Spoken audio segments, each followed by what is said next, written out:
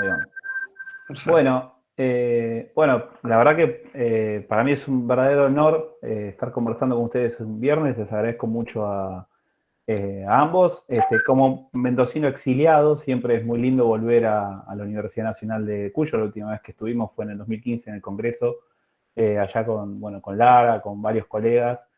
Fue muy lindo y bueno, de alguna manera es lindo volver también, aunque sea de manera virtual, y también encontrarnos de vuelta con vos, Julio, que nos conocimos cursando el doctorado en San Martín, y bueno, con Mario también, que nos conocimos en el Congreso, así que siempre es muy lindo juntarnos a discutir, a pensar cuestiones electorales, cuestiones gubernamentales, que es algo que con Lara venimos trabajando hace tiempo en distintos proyectos de investigación, así que les agradezco, de verdad, no solo la invitación, sino también las lindas palabras. Ahí Julio tiró el chivo del newsletter, yo después arreglo con él la cuestión monetaria, así que por eso no hay ningún problema, pero después les cuento un poquitito cuando cerremos qué es eso que comentó, que bueno, es parte de un proyecto de un sitio que se llama Cenital, que tiene varios newsletters y que bueno, que nació en la idea de un newsletter electoral porque Lara estaba cansada de escucharme todos los domingos a la mañana hablar de elecciones mientras preparaba el mate. Entonces, pero de eso les voy a contar un poco después.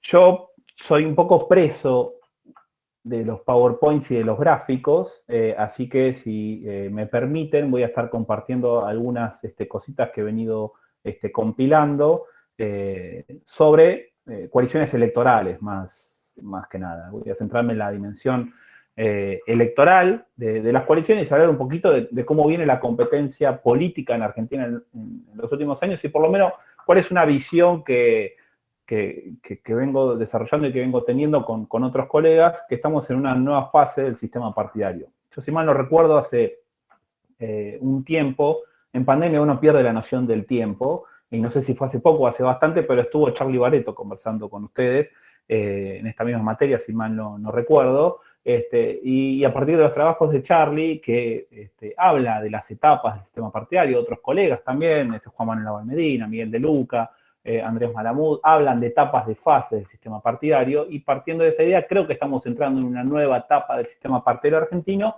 que es una etapa que podemos llamar un bicho raro, que al principio la gente no estaba, o la gente, ¿no? No es la gente en términos masistas, sino ese mundo del círculo rojo analítico que le gusta ir pensando cómo va la política argentina. Y en ese círculo rojo empezó a ahondar la idea de que Argentina está dominada por coaliciones. Al principio con un poco de resistencia, primero con mucho énfasis respecto a que Argentina sigue siendo una Argentina partidaria, tal vez con Lara y con la tercer pata de esta coalición nuestra, que es Paula Clerici, que también hemos escrito varias cosas juntos. Entre los tres, decía rato, veníamos trabajando el tema de las coaliciones, y bueno, a partir de esos trabajos se me ocurrió considerar a esta fase del sistema partidario como una fase del bicoalicionismo, ¿no? Si pensamos a la clasificación tradicional de Sartori del bipartidismo, estamos ahora en un momento de bicoalicionismo, donde tenemos dos grandes coaliciones, después podemos entrar un poco en detalle sobre eso, que dan un formato de competencia bipolar, pero que sigue siendo un formato de competencia bipolar que está dominado por coaliciones, no por partidos. Entonces, la dinámica de la disputa política es parecida a la que estábamos acostumbrados en Argentina entre el 84 y el 95. Ahora vamos a ver eso en un gráfico bien claro. Estamos volviendo un poco a eso, pero en un formato de coaliciones. Y es importante esto, porque uno piensa en el bipartidismo y piensa que los bipartidismos son estables, salvo que aparezcan escenarios de crisis o de desestructuración del sistema partidario, de fragmentación, de desnacionalización, pero uno piensa que esos bipartidismos son más estables. El bicoalicionismo todavía no sabemos cuánto va a durar porque las coaliciones en cualquier momento se pueden romper. Yo me lancé a hablar y no sé si la presentación la están viendo o no. ¿Se ve la placa? ¿Sí? Me olvidé preguntar eso. Y la primera placa ¿Sí? se La primera placa sí. Ahora voy avanzando igual. Por eso esta idea de darle la bienvenida al bicoalicionismo y acostumbrarnos a eso y ver también hacia dónde va esa dinámica del sistema partidario. Comencemos un poquito con la historia previa a este bicoalicionismo. El gráfico, que espero que se vea claro, siempre trato de mejorar un poco los gráficos porque a veces en esta virtualidad uno los muestra y uno los ve clarísimo y por ahí del otro lado no se entiende tanto, así que si algo no queda claro el gráfico me avisan y lo precisamos. En el gráfico ven la fragmentación, el número efectivo de partidos, este indicador que utilizamos muchos, los que contamos partidos, ¿no? Los cuentapartidos, los que nos dedicamos a esto. Se ve el número efectivo de partidos, es el indicador que desarrollaron Lax y Tagapera para medir la fragmentación de los sistemas partidarios. Y eso es un indicador muy interesante porque uno puede tener 15 partidos políticos que compiten en una elección, pero si solamente 2 obtienen la mayoría de los votos, los otros 13 no sirven mucho más que para agarrar a alguna banca por la minoría o quedar completamente fuera del reparto de los cargos. Entonces no puede decir que el sistema de partidos tiene 15 partidos, sino que tiene que decir que tiene 2 y un cachito. Este indicador nos da con precisión qué tan fragmentado está el sistema partidario. Es como el indicador más famoso para medir la fragmentación. No solo nos permite medir la fragmentación, sino que si lo utilizamos en formato comparado a nivel subnacional, podemos ver si esa fragmentación es igual o es distinta en las provincias. Lo que ven en el gráfico son todas las elecciones presidenciales en Argentina desde el 83 hasta la última del 2019, indicando el valor también asignado para los momentos paso, 2011, 2015 y 2019, y cada punto que ven es la fragmentación presidencial en cada una de las provincias. Sumando además 2 líneas de tendencias, la línea más azul celeste es la fragmentación del país, o sea, es el valor agregado a nivel nacional, y el otro color, que es el otro color, yo soy daltónico, así que no lo puedo distinguir, creo que es un verdoso la otra línea de tendencia. Amarillo. Amarillo, gracias. Menos mal que estás vos. El otro amarillo es la media de las provincias, que como ven la evolución es bastante similar, pero es un poco menor la media de las provincias a la fragmentación agregada a nivel nacional, salvo en el periodo entre el 95 y el 2003, que ahí se invierte. Pero todos los puntitos, cuando aparecen todos juntos, significan que en todas las provincias el voto, esto toma en cuenta preferencias ciudadanas, el voto se fragmentó de manera muy similar en las provincias cuando todos los puntos están juntos. Entonces vemos eso en el 83, un poquito también en el 89, ven la variación, el eje Y muestra esa fragmentación. En el 89 se empiezan a separar un poco las provincias, pero están todas entre el rango del 2 y el 4. En el 95 ya tenemos un anticipo, hay 2 provincias que están casi cercanas al 5, están por arriba del 4 y otra que queda por debajo. En el 99 aparece una ilusión, que es la ilusión de la alianza, que fue una ilusión en muchos términos, pero sobre todo una ilusión en términos del sistema político. Y en el 2003 vuela todo por los aires. Tenemos provincias en donde la fragmentación presidencial llega a 7 y provincias en donde el voto presidencial se concentró casi en una sola candidatura, que es el punto que está más abajo. Entonces tenemos un país completamente distinto de acuerdo a qué provincia nos metamos. En términos de la competencia política, ¿sí? Estamos sacando de lado cualquier análisis económico, social o institucional. Esto es netamente partidario. ¿Y por qué esto es importante? Porque estamos hablando del cargo presidencial. No estamos hablando del cargo a gobernador o gobernadora, sino que estamos hablando del cargo presidencial. Estamos hablando de proyectos nacionales, de candidaturas y de coaliciones y de partidos presidenciales nacionales. Y en cada provincia la ciudadanía votó distinta. Eso en 2003 se ve muy patente. Y esto es importante también remarcarlo porque la elección presidencial se realiza en un mismo día, no es que se realiza en días distintos. Entonces eso muestra que ese mismo día la ciudadanía se comporta de manera distinta. ¿No? El tiempo no juega como una variable. Entonces, acá empiezan a aparecer estas etapas que yo les mencionaba. Tenemos primero la etapa entre el 83 y el 95, que podemos ver un formato bipartidista. En el 95 por ahí eso empieza a alejarse, pero se ve un bipartidismo en términos generales. Entre el 95 y el 99 vemos esta transición hacia una coalición peronista y otra coalición no peronista, que era la Alianza. Aparece esa ilusión de la que habla Marcelo Escolar.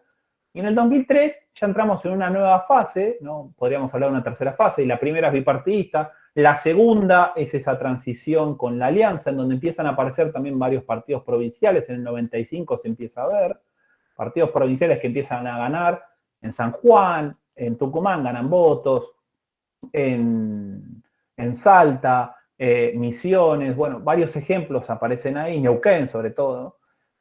Aparece la ilusión de la alianza como segunda etapa y en el 2003 empieza un proceso de fragmentación regional diferenciada. Es un concepto que desarrolló mucho Charlie Barreto con Mario Navarro. Y ahí empieza a fragmentarse el sistema partidario a nivel provincial para categorías nacionales y provinciales. Esto igual siguen siendo categorías nacionales y empieza a fragmentarse de manera distinta. Hay provincias que se fragmentan mucho, hay provincias que se fragmentan poco, hay provincias que se fragmentan nada y empiezan a concentrarse. Entonces cada provincia es un mundo distinto. En el 2007 seguimos esta tendencia, cae bastante, ¿no? 2003 siempre la tenemos como la ilusión, no la ilusión, perdón, fue una elección de hecho bastante complicada, pero tenemos una elección bastante atípica en nuestro sistema político. Pero en el 2007 seguimos teniendo una diferenciación importante. Hasta ahí podemos decir que esta tercera fase de la desnacionalización o fragmentación regional desequilibrada se mantiene y en el 2011 aparece este instrumento tan vilipendiado por la prensa y que a mí me encanta tanto y lo adoro por los efectos que produce, pero sobre todo porque me encanta ver elecciones, analizarlas y estudiarlas, que son las PASO. Y cuando empiezan a aparecer las PASO, el sistema empieza a ordenarse bastante. Está bien que no fue el efecto claro y directo que tuvieron tanto Abal Medina como Alejandro Tulio, que fueron dos especialistas en el tema y que estuvieron en las mesas de discusión por las PASO y de la reforma política que se aprueba en el 2009 y que se implementa en el 2010. Si bien no era el objetivo primario que tenían para las PASO, sí había de fondo una idea de que el sistema estaba desordenado. Y empieza a acomodarse con las PASO y empieza a verse cómo las provincias vuelven a juntarse otra vez y empiezan a estar todas apelotonadas. Y acá empieza a aparecer esta cuarta etapa, podríamos decir, del bicoalicionismo argentino, que lleva a sus elecciones, ¿no? Por el 2011 está bien que estamos viendo bastante agrupamiento de las provincias, pero también fue una elección particular en donde una candidatura presidencial sacó el 54% de los votos y el resto de la oposición se repartió el 46% restante. Entonces es esperable que eso matemáticamente de un sistema concentrado, pero sí tenemos una dispersión opositora muy grande. Ya para el 2015 tenemos una fragmentación opositora mucho más ordenada, pero sigue siendo un juego a 3 bandas, y en el 2019 pasa a ser de vuelta un juego a 2 bandas. Entonces ese periodo de a poco que estaba desordenado y desnacionalizado empieza a ordenarse en torno a un bicoalicionismo. Y de hecho se ve en la elección de 2019, primero en la PASO, pero fíjense lo que es la de 2019 a nivel general. Estamos hablando de que todas las provincias están mucho más juntas. De hecho, yo también que soy daltónico, como les digo, pero imagino que a ustedes también les debe costar ver y distinguir los puntitos que hay en el 2019, cuál de esos distritos. Y ese apelotonamiento de las provincias es mucho más marcado que en el 83. Entonces tenemos una concentración de las preferencias ciudadanas en dos opciones políticas mucho más marcada que la competencia entre Luder y Alfonsín. Entonces podemos ya ver con estos datos que en el 2015 empezaba ya a vislumbrarse, en el 2019 ya estamos en una fase de coalicionismo claro, en donde hay una coalición peronista que está gobernando y una coalición no peronista que oficia de oposición, que se invierten los roles respecto de lo que era en 2015. Tenemos una coalición no peronista gobernando y una coalición peronista que al principio estaba peleada, dispersa, fragmentada, pero que oficiaba de oposición. Entonces, hoy en día podemos decir estamos en esta etapa del sistema partidario argentino dominado por coaliciones y que generan una dinámica de competencia bipolar, que alienta, refuerza y mama todo el tiempo de esto que llamamos grieta, pero que está claramente mostrando cuál va a ser la disputa política, por lo menos en este mediano plazo. ¿Cuánto puede llegar a durar este bicoalicionismo? La verdad que no tenemos la más pálida idea, primero porque somos cientistas sociales, no podemos prever lo que va a pasar más adelante. Segundo, porque las coaliciones funcionan más o menos como un matrimonio.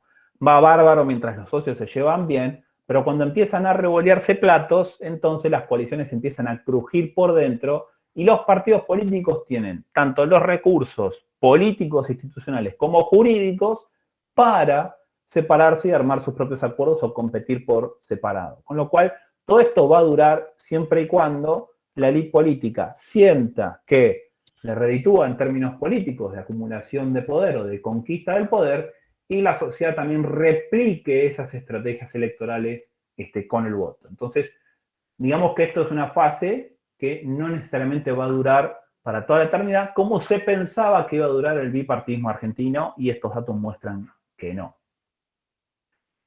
Acá un ejemplo claro de ese bicoalicionismo en el título dice 2015-2019, en el título del slide, pero en realidad solo el gráfico del 2019, al final saqué el del 2015, perdón por eso, pero sí, acá se ve el voto desagregado para la elección presidencial, es la distribución territorial del voto, en la primera vuelta del 2019. ¿Qué es lo que vemos? Son dos cosas. Primero, el voto al Frente de Todos y el voto a Juntos por el Cambio acumulan todos los distritos por arriba del 80%. El único distrito donde más o menos casi que se aleja del 80%, que lo roza el 80%, es Chubut. En el resto de las provincias, las dos principales coaliciones acumulan al menos el 80 o el 85% de los votos. Eso habla claramente en los términos sartorianos de un sistema, en este caso bicoalicional, pero podríamos decir a los Sartori bipolar. ¿Por qué? Porque las otras franjas quedan muy chiquitas, sobre todo esa tercera fuerza que intentó ser consenso federal en torno a La Baña, ¿no? Esta idea del masismo reciclado sin masa, bueno, muy bien no le fue como se verá. Lo mismo ocurre con las otras opciones, una de izquierda que es el FIT, dos de derecha que son NOS y UNITE, una derecha conservadora y la otra derecha liberal. La segunda conclusión para esto es que las dos coaliciones argentinas, las dos coaliciones mayoritarias, están afincadas territorialmente en distintos tipos de distritos. La coalición no peronista, los distritos urbanos, se ve la franja naranja más grande en Ciudad de Buenos Aires, en Córdoba, en Santa Fe, en Mendoza, un poquito menos en provincia de Buenos Aires, pero igualmente con un tamaño considerable. En Entre Ríos también se ve un crecimiento importante, ¿no? Es toda la franja central del país, y en el resto lo que se considera lo se definen como provincias periféricas, las más chicas. Tanto en el sur como en el norte la franja azul crece. Entonces, esto es parte de otro gráfico que tengo, que si les interesa después lo puedo mostrar. El voto metropolitano tiende a ser más no peronista, el voto periférico tiende a ser más peronista, con la salvedad de la provincia de Buenos Aires, que tiene una urbe muy importante en torno al conurbano, y ese es un voto peronista muy fuerte, ¿sí? Con ese detalle se ve por lo menos que territorialmente esto está representado de esta manera. Es algo que ya se había visto en 2015, que en 2019 se refuerza, y que es muy probable que en las legislativas de este año lo veamos, y si la cosa sigue así, también se va a ver parecido en 2023. Lo último que quiero, ya no sé cuánto vengo charlando, más o menos lo que habíamos acordado gringa, lo último que quiero mostrar es lo lindas y buenas e interesantes que son las PASO. Y después ya te doy el pie a vos para que sigas, y después hablamos a discusión, que creo que puede ser lo más interesante. Los últimos dos gráficos son el efecto y la incidencia que tuvieron y tienen las PASO en este aporte que hicieron, esta contribución que hicieron al bicoalicionismo sin saber lo que le iban a hacer.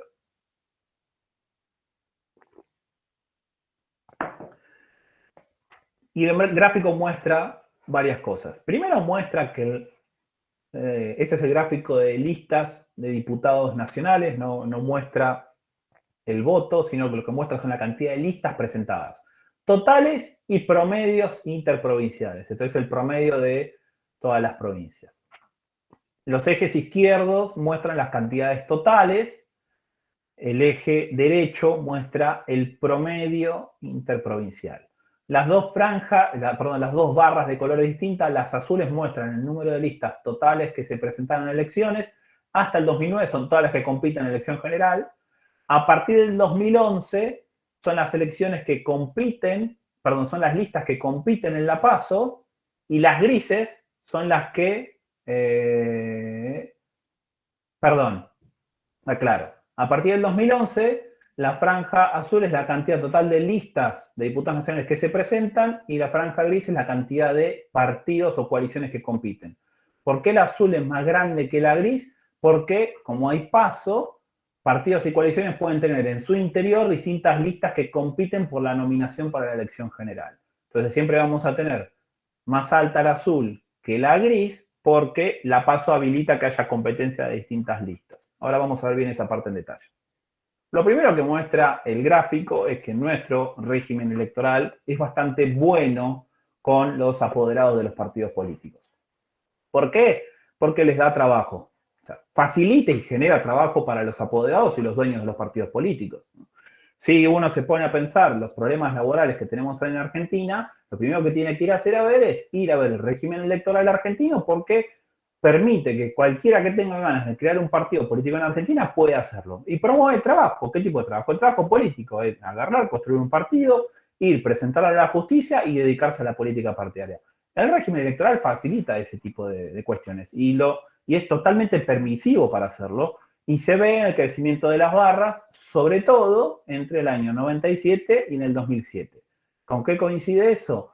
Con el periodo de mayor fragmentación regional del sistema político argentino. La cantidad de listas de diputados nacionales que se presentaron en ese momento llegó al pico máximo de 2007. Piensen ustedes, en todo el país, casi 350 listas de diputados nacionales. Hagan esa división hagan esa división por la cantidad de provincias que tenemos y les va a agarrar un pico de estrés. ¿Para qué queremos tantas listas de diputados nacionales?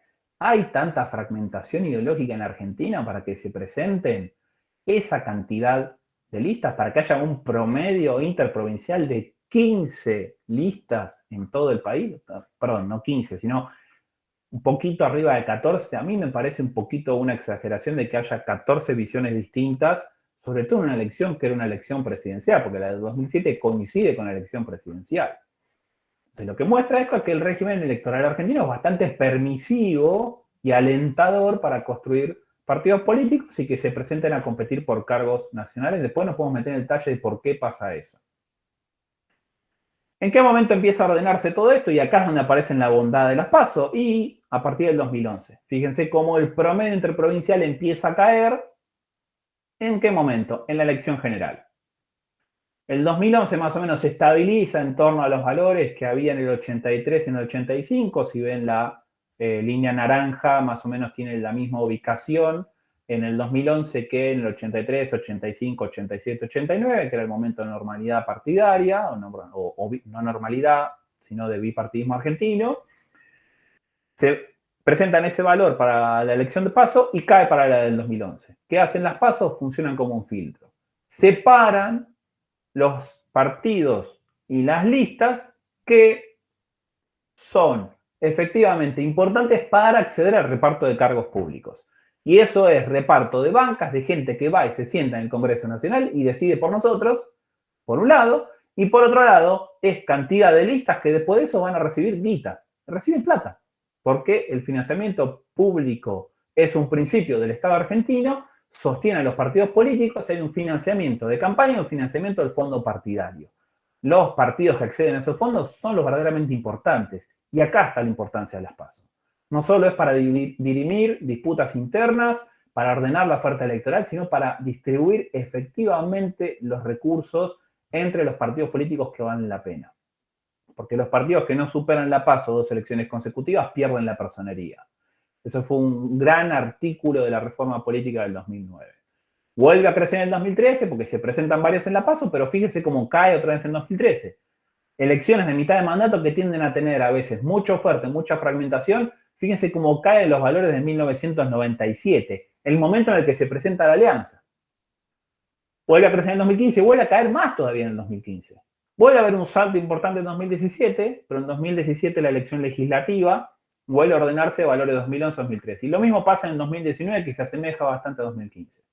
Entonces las PASO alentaron esto, facilitaron esto, contribuyeron a que el sistema partidario argentino se ordenara en torno a dos grandes coaliciones. Si no es negocio competir por afuera, mejor meterte con quien te sentís cómodo en una misma mesa, en una misma casa, en una misma coalición, para repartir los cargos y evitar tener una sobreoferta en el cuarto oscuro. Le debes haber pasado a cada uno y una de ustedes, cuando fueron a votar, en la general había un montón de boletas, en la PASO había mucho menos, era mucho más sencillo elegir. Ya para ir cerrando y darte el pie, gringa, lo mismo pasa para senadores. A partir del 2001, porque la elección directa de senadores empieza en el 2001, y la tendencia es bastante similar. 2001, y esto para elecciones de senadores, fíjense también el salto bastante grande, estamos hablando de 225 listas en el 2001, y cae en picada en el 2003 porque ahí empieza, acá hay un elemento que no tienen las elecciones de diputados nacionales, que es que solo renuevan 8 provincias por momento electoral para senadores. Entonces, la caída de la barra azul es mucho más fuerte porque eligen menos provincias senadores que diputados nacionales.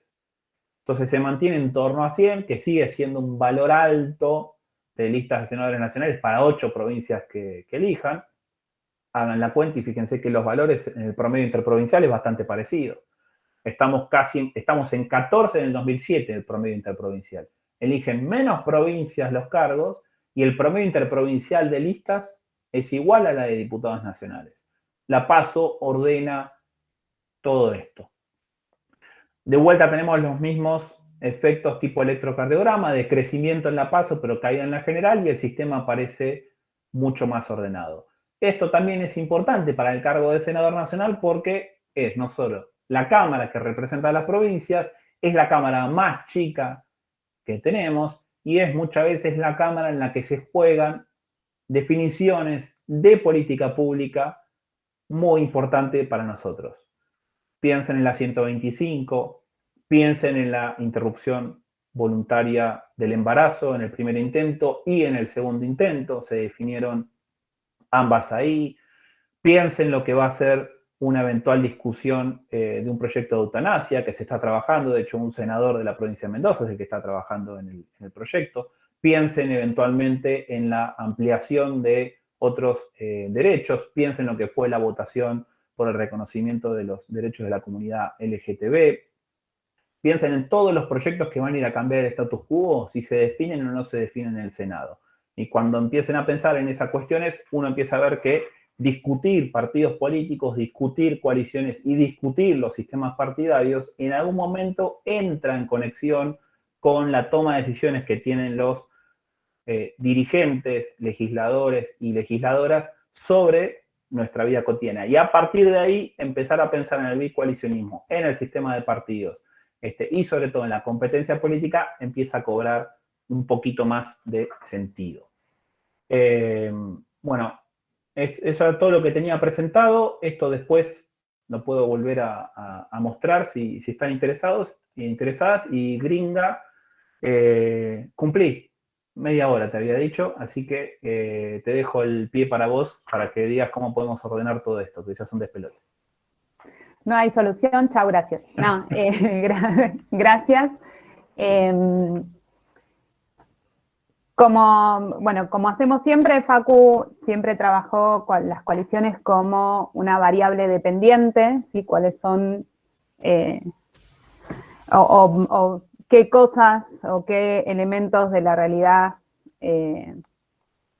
inciden o no en la formación de coaliciones. Para mí siempre las coaliciones fueron una variable independiente. ¿En qué sentido una variable independiente? ¿O por qué tomo toda la producción, especialmente de Facu y de Paula, para lo que yo hago, que es mi preocupación primigenia o lo que yo empecé a estudiar apenas salí de la facultad, y diría que antes, quizás porque vengo del interior, yo vengo de un interior menos interior, dirán ustedes, de Mendoza, que es del interior de la provincia de Buenos Aires, pero a mí también me gusta pensar que el interior de la provincia de Buenos Aires es uno de los interiores menos mirados, porque para las otras provincias somos porteños y para los del conurbano no existimos, entonces tenemos un interior así medio como raro, y cuando existimos somos gente mala que solo se dedica al campo, y en realidad no es así, es una porción muy, muy pequeña. Entonces mi preocupación siempre fue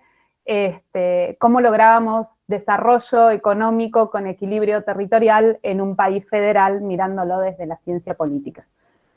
En ese sentido, para mí, las coaliciones son una variable independiente, porque las coaliciones, especialmente las coaliciones multinivel, que es lo que miramos desde el grupo de investigación, afectan la posibilidad de coordinar política pública en la Argentina, en países federales, pero especialmente en la Argentina. Y en este sentido, eso que nos traía Facu del nuevo momento de bicoalicionismo, es un momento que afecta aún más, y hacia ahí me quiero mover. Como verán, yo estuve todo el tiempo con la lapicera en la mano y con mis resaltadores. Lo mío no son tanto los PowerPoints, pero tengo algunas notas que quiero tener a mano para poder conversar con ustedes.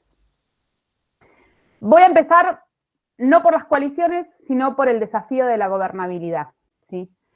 ¿Cuál es el desafío de la gobernabilidad en países con sistemas de partidos desnacionalizados que transitaron, como el sistema de partidos argentino, como bien mostró Facu, a un bicoalicionismo? El principal desafío que tienen los federalismos es cómo hacen las élites políticas para coordinar la implementación de políticas públicas en todo el territorio nacional, garantizando un acceso equitativo a los bienes públicos, que era mi preocupación primigenia, les decía, ¿sí? Siempre me preocupó cómo algunos países federales logran garantizar el acceso equitativo a los bienes públicos. Si uno va al interior de Alemania, probablemente en el interior de Alemania les digan lo mismo, no se vive en Berlín, como se vive en Colonia, como se vive en el centro de Alemania, lo mismo les va a pasar en España, pero claramente en la Argentina no tenemos, ¿sí?, un desarrollo equitativo, un acceso equitativo a los bienes públicos en todo el territorio, y esa era mi preocupación. Y eso es un desafío importante de los federalismos, pero particularmente para la Argentina es un desafío que afecta nuestro desarrollo como país. La mayoría de los estudios que se hicieron en la Argentina sobre coordinación intergubernamental, o que miraron el federalismo y la implementación de política pública de manera equitativa en todo el territorio, siempre se detuvieron a observar en qué medida eso era posible cuando los gobiernos nacionales podían bajar línea a los gobiernos subnacionales a la hora de la implementación. Entonces la respuesta era siempre: si el gobierno nacional tiene capacidad de bajar línea a los gobiernos subnacionales de alguna manera, ¿sí?, ya sea transfiriendo recursos o transfiriendo liderazgo, la política pública va a poder ser implementada en todo el territorio de manera equilibrada, y si el gobierno nacional no tiene esa posibilidad, eso no va a suceder. Y entonces ahí teníamos los ejemplos de Alfonsín y de la Rúa, con esa incapacidad para poder ejercer liderazgo en el territorio, porque había una diferencia, ¿sí?, de partido político entre los gobiernos subnacionales y el gobierno nacional, y el menemismo o el primer kirchnerismo teniendo esa posibilidad porque ejercían un liderazgo y aparte tenían recursos para transferir. La mirada siempre en este sentido fue una mirada más bien vertical, ¿sí?, donde un gobierno nacional con plata y con liderazgo podía coordinar política pública, y un gobierno nacional sin plata y sin liderazgo no podía coordinar política pública. Cuando uno va a mirar, ¿sí?, esta explicación era un poco maniquea, ¿sí?, y la realidad es que aun cuando eso es cierto y encontramos muchas explicaciones de política pública que nos muestran esto, si uno miraba la cantidad de años que esta literatura observaba gobernando al filoperonismo la República Argentina con entrada de divisas, ya sea por empréstitos del extranjero, como fue durante los 90, o porque la balanza comercial internacional nos favorecía, uno debiera ver el resultado de esa coordinación en un mayor equilibrio en la distribución de bienes públicos en el territorio, y eso no sucedía, ¿sí? Más bien, el país sigue siendo un país que en términos de desarrollo se encuentra bastante desequilibrado, y en términos de acceso a los bienes públicos también. Entonces, a partir de eso me fui a mirar la literatura internacional, y la literatura internacional, especialmente la europea, sí empieza a meter en este sentido la variable partidaria, la variable coalicional, pero observando las relaciones de coordinación a nivel horizontal. Y ahí es donde el gráfico, el primer gráfico que nos mostraba Facu, con esa dispersión a nivel subnacional del voto y de las preferencias, ¿sí?, Y el último gráfico, la cantidad de listas y la permisibilidad de la legislación argentina para formar partidos, ¿sí?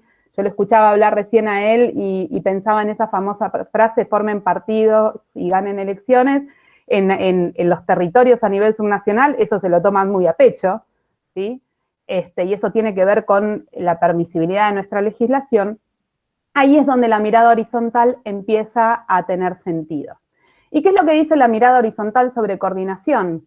Dice, cuando no hay posibilidad de coordinar política pública entre los territorios, no es tanto porque el gobierno nacional y los gobiernos subnacionales son de la misma, pertenecen a la misma coalición o no pertenecen a la misma coalición, o porque los gobiernos nacionales pueden o no pueden transferir recursos y liderazgo, sino tiene que ver con una imposibilidad de coordinación a nivel subnacional, entre unidades subnacionales, para hacer frente a los gobiernos nacionales y reclamar en conjunto políticas públicas equilibradas a nivel territorial.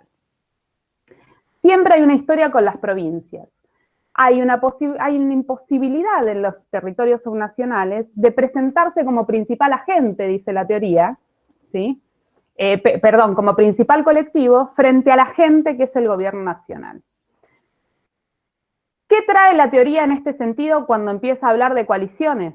Dice, bueno, cuando nosotros tenemos a nivel nacional y subnacional el mismo partido o la misma coalición gobernando, la coordinación de política pública y la distribución de bienes públicos en el territorio no pasa por la formalidad institucional del Estado, sino que pasa por los partidos o por las coaliciones. Esta es literatura europea y por eso lo aclaro, porque ahora quiero que veamos nosotros cuál es la complejidad en nuestro país. Acá estamos suponiendo, ¿sí?, coaliciones institucionalizadas, acuerdos coalicionales institucionalizados, que hacen que cuando esa coordinación, cuando esa presencia de toda la coalición, tanto a nivel subnacional como a nivel nacional, o partidaria, tanto a nivel nacional como a nivel subnacional, está presente en todo el territorio, es la misma, la coordinación pasa por ahí, y la distribución de bienes públicos pasa por ahí. Y eso, dice la teoría, facilita la política pública federal.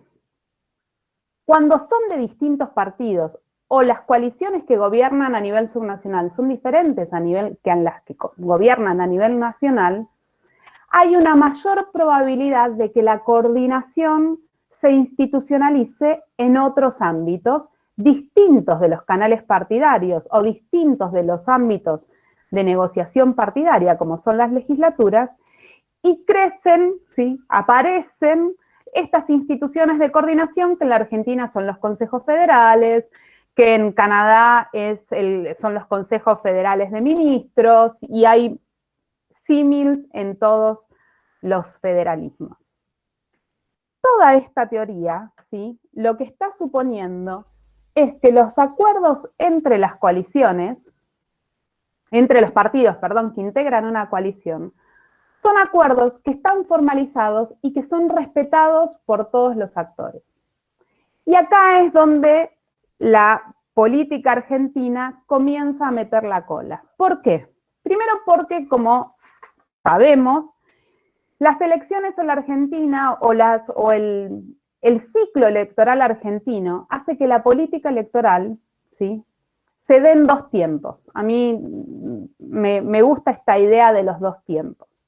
Y acá es donde yo tomo a Gibson y Calvo respecto de cómo afectan, ¿sí?, cómo afecta el ciclo electoral a la coordinación política para ir a elecciones y por lo tanto después afecta a la coordinación para implementar política pública.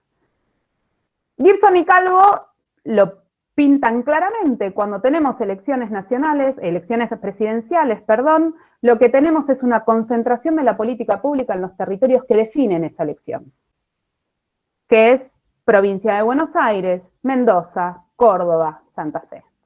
Cuando las elecciones son intermedias, la política pública se territorializa. Y al territorializarse esa política pública, porque los diputados y los senadores son elegidos en base provincial, al territorializarse esa política pública, junto con la descentralización de áreas de política pública claves, la pandemia nos lo mostró hoy, áreas de política pública claves como la salud y la educación, lo que empiezan a aparecer son identidades políticos partidarias que, aunque pertenezcan a la misma coalición a nivel nacional, tienen particularidades específicas. Y eso dificulta la coordinación horizontal. ¿Esto qué quiere decir? Podemos ser todos parte del Frente de Todos, podemos ser todos partes de Juntos por el Cambio, pero cuando las elecciones son intermedias, lo que importa son los intereses de los mendocinos, lo que importa son los intereses de los tucumanos, lo que importa son los intereses de los santafesinos.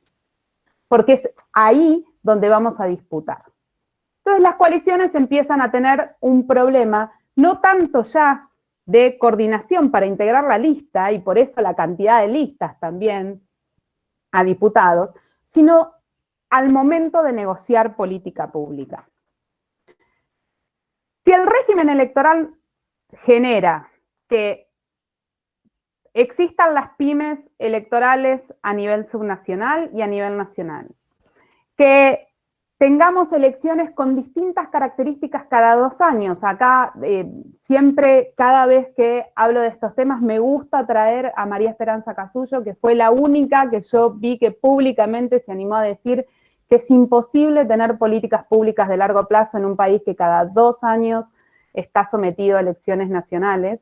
No hay posibilidad, decía ella, y lo escribió hace un tiempo y yo estoy sumamente de acuerdo con ella. Comienza siendo esquizofrénico porque hay un año para gestionar y el otro año estamos armando elecciones, estamos armando campañas. Pero si el régimen electoral lleva a esta tensión al sistema político, entonces hay 2 posibilidades, o 3, dos o tres soluciones que podemos tomar sin tocar el régimen electoral, que ya sabemos que es cuasi imposible, y por más que defendamos las PASO, todos sabemos, como lo mostró bien Facundo, que una verdadera reforma política debiera ser modificar el régimen para formar partidos en la Argentina. Nadie se va a meter con eso, entonces mi postura siempre, y eso pasa en casa entre vino y vino, es si no van a tocar la ley de partidos, entonces que no toquen las PASO, y si van a tocar las PASO, que toquen la ley de partidos.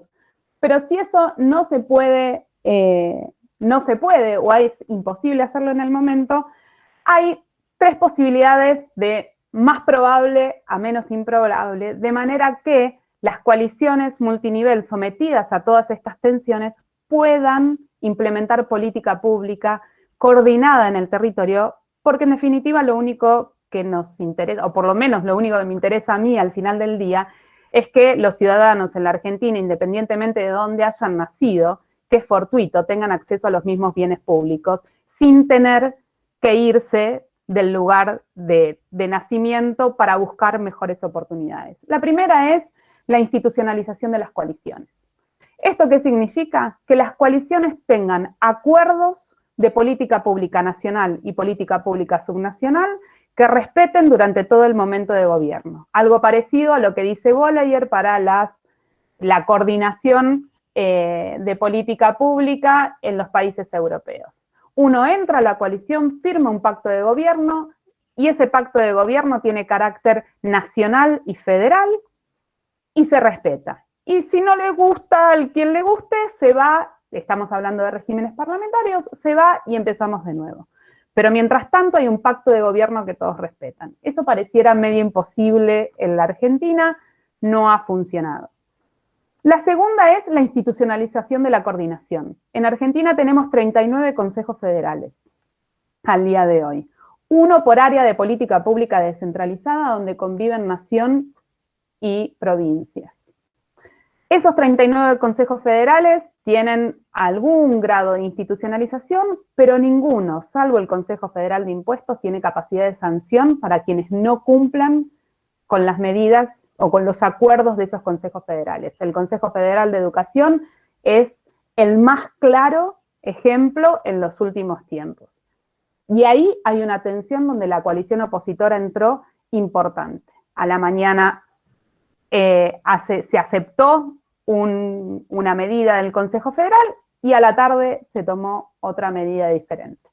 de las dos coaliciones, ¿sí? Ahí hay una tensión donde las coaliciones, al no estar institucionalizadas, llegaron a un acuerdo en un Consejo Federal y a la tarde ese acuerdo se rompió. Y esto tiene que ver con que los consejos federales en la Argentina no tienen capacidad de sanción, que es el nivel más alto de institucionalización que una organización puede tener. Sancionar a aquellos que no respeten los acuerdos o no respeten las normas de esa institución. Ninguna de esas dos pareciera posible. Una requiere voluntad política que no pareciera existir, ¿sí? Firmar para institucionalizar coaliciones, tener un acuerdo de gobierno donde todos los socios lo acepten, e institucionalizar implica que si un socio se va, tiene algún costo también. Institucionalizar la coordinación tampoco parece posible. La tercera tendría que ver entonces, y acá sí volvemos a los cuadros que nos traía Facundo, lograr que los incentivos que le permitieron a esas coaliciones formarse para el momento electoral continúen en el momento de gobierno, especialmente en el legislativo. ¿A qué me refiero con esto? Hay un desfasaje entre lo que el ciudadano vota, ¿sí? Entre lo que lleva a la urna y lo que después se traduce en un bloque en el Congreso. Ningún ciudadano, ¿sí? En la Argentina votó al bloque de la UCR, al bloque del PRO, al bloque de la coalición cívica. Todos votaron a Juntos por el Cambio, por ejemplo. ¿Sí? Y me parece el caso más claro en los últimos 6 años. El ciudadano fue a la urna, agarró la boleta de Juntos por el Cambio y la metió en la urna. Cuando uno mira el Congreso hay 3 bloques diferentes. Y si bien forman un interbloque, esos interbloques hoy en la Argentina no tienen institucionalidad. Esto quiere decir, en el reglamento del Congreso los interbloques no existen. Es una informalidad. Que sea una informalidad implica que al momento de sentarse en la comisión de labor parlamentaria, el presidente del Congreso, el presidente de la Cámara, no tiene a esas 5, 6, 7, de acuerdo a los cuadros que nos mostraba Facu, coaliciones, ¿sí? Las dos más grandes que concentraron el 90% de los votos en la última elección, no tiene esos 2 bloques para negociar. Sino que hasta el año pasado, si mal no recuerdo, tenía 32 bloques para negociar política pública. Parece que no, pero es un problema para coordinar cuando uno tiene tantos actores.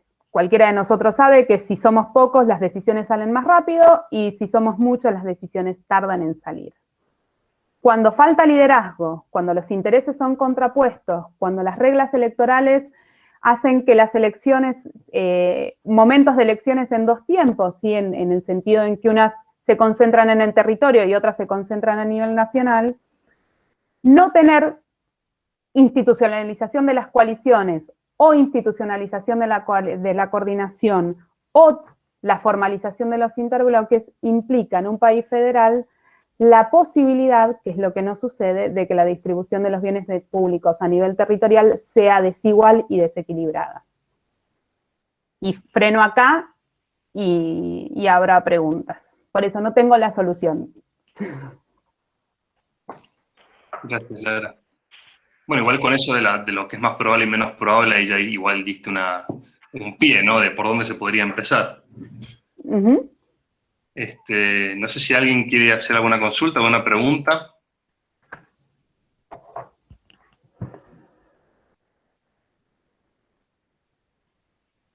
A ver si pueden escribir. No hagan como mis alumnos de IPG, les contaba a los chicos, yo doy clase en una materia de introducción a la ciencia política, y las últimas clases ya me están preguntando, bueno, pero ¿y entonces cómo se soluciona todo esto? No quiero deprimirlos como a ellos, que también tienen clase los viernes. Lo mío no era una consulta, sino un comentario, y no sé cómo lo podrían profundizar ustedes. Mientras estaban hablando, recordé un texto de Mustafi, que lo que ella decía era que en realidad la única elección nacional que tiene el país en este momento es la presidencial.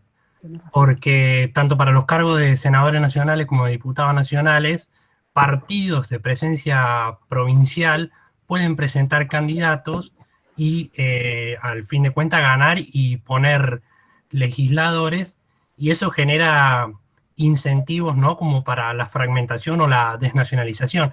Y yo recordaba el caso de, bueno, San Luis es el mejor caso, si bien es un peronismo ordenado, es un peronismo a fin de cuentas provincial, y se dio el caso, no me recuerdo si en el 2015, sí, fue con la elección del 2015, en que se rompe la coalición de Adolfo con Poggi, y Poggi quedó como unibloque, ¿no? Quedó él solo, sin partido, sin nada, adentro de la Cámara de Diputados, y bueno, y ahí a partir de ahí se dieron las negociaciones, ¿no? Entonces, y así hay un montón de casos, el MPN en Neuquén, etcétera, ¿no? Entonces es interesante el caso, ¿no? De que tenemos cargos nacionales, pero son ocupados por partidos provinciales. ¿Vos, Gringa? O, Sí, si querés. a ver, chiquito. Hay varias cosas que intervienen en eso también, y hay una que yo dejé por afuera, pero la otra es, Facu hacía foco en el Senado, pero la realidad también es que junto a la idea de Mustapik, que es cierto, es la única elección nacional que tenemos en la Argentina, es el cargo a presidente, el resto, todos los cargos son elegidos en base provincial. También es cierto que la Cámara de Diputados se encuentra sobrerepresentada, es otro tabú de la política argentina, no hablamos de eso, no hablamos de la sobrerepresentación, la doble sobrerepresentación del federalismo argentino de los distritos chicos, ¿sí? Y eso genera aún más identidades políticas provinciales fuertes. Entonces, más difícil es coordinar política pública a nivel nacional y distribuir los recursos en el territorio de manera equitativa, porque por más que todos estén dentro de la coalición, cuando se trata de ir a tocar, ir a meter el dedo en la llaga de los intereses provinciales, y no ya hablando de IBE, ley de bosques, ley de glaciares, impuestos vinculados a las sojas.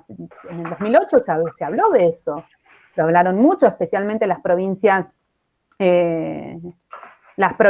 sojeras. Impuesto al vino, esto es histórico, ¿sí? Todo lo vinculado al impuesto al vino, ustedes que están en Mendoza, o la protección de la producción azucarera.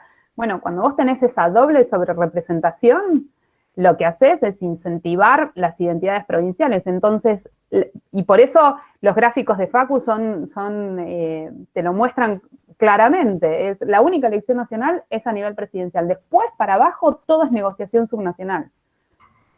Y si vos no institucionalizás la coalición, o no institucionalizás la coordinación, lo único que te queda son las negociaciones bilaterales. Y ahí el gobernador que más peso tiene, o que mejor se lleva con el presidente, o que en ese momento es el que gana. Y es muy difícil distribuir recursos en ese escenario de manera de lograr un equilibrio territorial homogéneo. Sí, lo que dice Ana María es muy interesante, ahí la Gringa me dio el pie. Nosotros tenemos dos basofias electorales, que son basofias. Yo dije tabús. No, son basofias, porque son un asco, y lo inventamos acá, no existe en otro lugar en el mundo. Nosotros tenemos un sistema político de 3 niveles, nacional, provincial o municipal, y tenemos un sistema de partidos de 4 niveles. O sea, queremos parecer España, ¿no? Que tiene el sistema estatal, comunidades autonómicas, provincias y localidades municipales. Bueno, nosotros tenemos un sistema de 3 niveles y un sistema de partido de 4. Tenemos partidos nacionales, que son los únicos que pueden presentar candidaturas presidenciales. Partidos provinciales, que se pueden presentar por cargos provinciales netamente, gobernadores regionales. Y partidos municipales, que solo se presentan en cargos locales. Ese régimen de partidos provinciales y municipales son regímenes electorales provinciales. Cada provincia hace lo que se le canta ahí. Entre el provincial y el nacional tenemos una asquerosidad que se llama partido de distrito. Esos son los partidos que pueden presentar cargos a diputados y senadores nacionales. ¿Cómo funcionan estos partidos? Se arma un partido provincial, se pone el local, generalmente la avenida de la capital, se cruza a la vereda de enfrente, se consigue otro local, se pone el logo del Partido Nacional, se lleva el acta al juez federal y se le dice, ¿podemos hacer un partido federal? El cual le dice, sí, muchachos, acá tienen los sellos. Y chau. Entonces, el partido provincial está habilitado para presentar candidatos a diputados nacionales para diputados o senadores, ¿no? Esa es la primera basofia. La segunda está en que si eso pasa en 5 provincias, tenés una candidatura presidencial.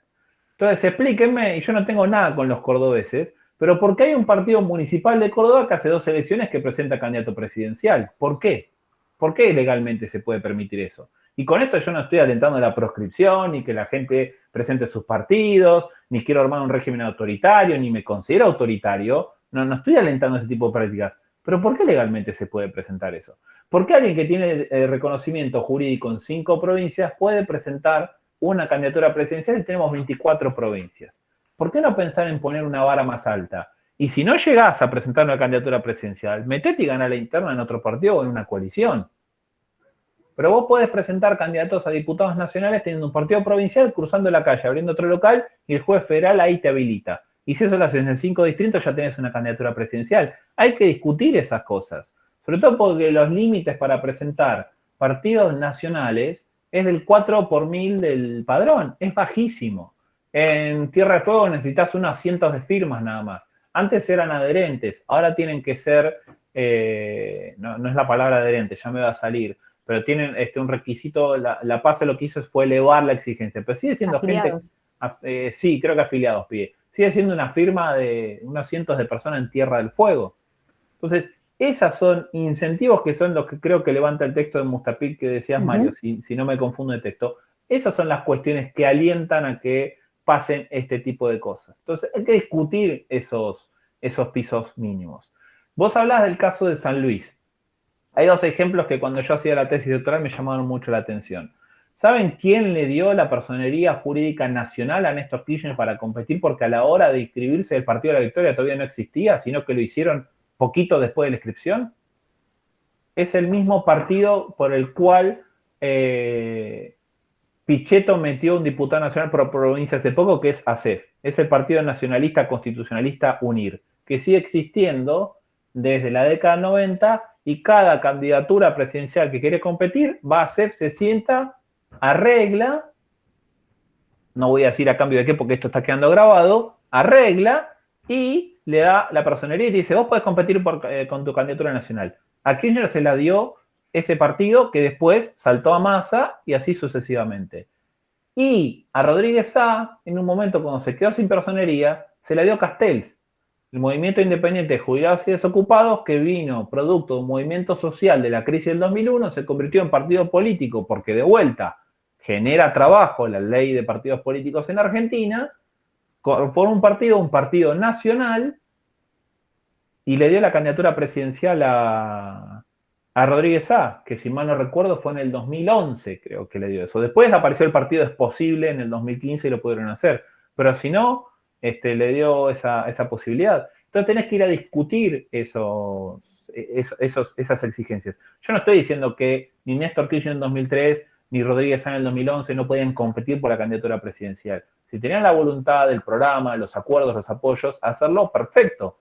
Pero por lo menos que no sea fácil presentarle, porque estamos hablando de distribución de guita también. Y estamos hablando de bastante guita que se distribuye por el fondo partidario permanente. Cuando vas a discutir la plata de las PASO y esas campañas que se hicieron de la plata de las PASO puede arreglar las escuelas y armás un montón de change.org para que den de baja la ley de las PASO, tenés que ir a discutir las leyes de las PASO. Tenés que ir a discutir los requisitos para crear partidos políticos, para crear partidos políticos nacionales, para sacar esa basofia de los partidos de distrito y al mismo tiempo para después redistribuir para los partidos que obtienen una cantidad de representación que amerite que reciban la plata del Estado.